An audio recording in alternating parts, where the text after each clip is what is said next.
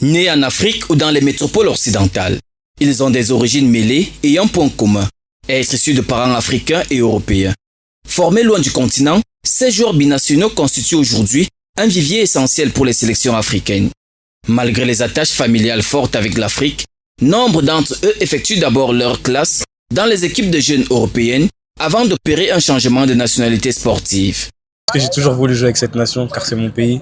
Donc d'être aujourd'hui avec eux, surtout les anciens comme Sadio, Kalidou ou Ghana, ça fait énormément plaisir. Les binationaux font beaucoup plus un choix de cœur et non de l'opportunisme parce qu'ils ont des qualités qui leur permettent de pouvoir jouer ailleurs en dehors de leur pays d'origine. Tenez par exemple, vous avez un joueur comme Iliman Ndiaye qui est français, qui joue dans Everton, 25 ans, qui aurait pu jouer à la France ou l'Angleterre, mais qui a préféré jouer avec le Sénégal.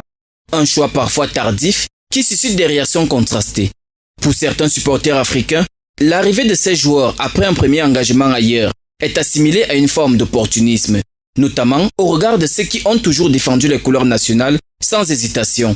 Moi, je ne conçois pas jouer jusqu'à 20 ans pour la France et se dire bon, la France avait plus de moi. Maman, c'est quoi le pays d'origine?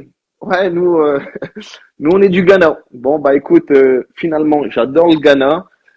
C'est un continent et c'est un pays et le continent m'a toujours passionné. Quand un joueur il fait ça, pour moi, je serais sélectionneur ou président de la fédération, côté. Direct. Côté. Parce que tu viens, tu vois que t'es en pétard, tu veux jouer pour la France, mais en France, quand t'es en pétard, il y en a, ils sont en pétard 20 fois plus que toi, tu vois. Maintenant, tu regardes la deuxième option. Donc, ça veut dire que, par exemple, nous, la Côte d'Ivoire, on est ta deuxième option, et c'est là que tu veux commencer à choisir ta deuxième option. Après, ça dépend des gens. Le coach, il va accepter. Nous, c'est pas un souci pour nous, tu vois. Mais moi, si je serais coach, côté. Sur le plan purement sportif, l'attrait des sélections européennes demeure fort, porté par un environnement professionnel structuré. Mais la tendance évolue, le football africain se professionnalise. Les projets fédéraux gagnent en consistance et les performances récentes rehaussent l'intérêt des talents binationaux.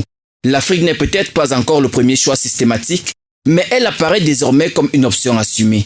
Lors de la CAN 2023 en Côte d'Ivoire, 200 des 630 joueurs convoqués étaient binationaux. Le Cameroun suit cette dynamique.